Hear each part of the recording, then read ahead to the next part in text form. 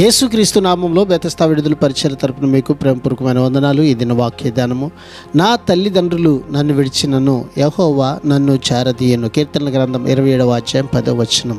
తల్లిదండ్రులు విడిచిపెట్టిపోయినా ఈ లోకంలో ఎవరు మనకు దూరం అయిపోయినా యెహోవాయే తల్లిగా తండ్రిగా ఉంటాడు.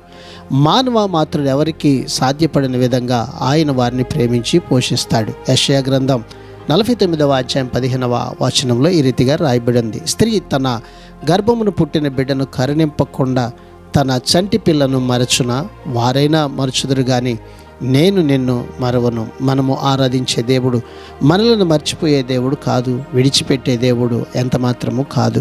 ఆదరణ లేక, సమాధానము, నెమ్మది లేక ఉన్నావా? యేసయ్య నీకు తోడుగా ఉన్నాడు. దిగులు పడకు, భయపడకు. ప్రభు నీ పక్షంగా గొప్ప కార్యాన్ని చేస్తాడు. ప్రార్థన.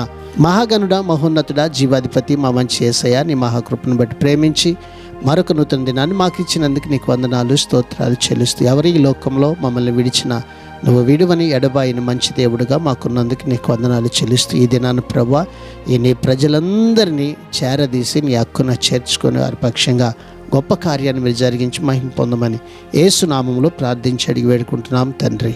ఆమేన్.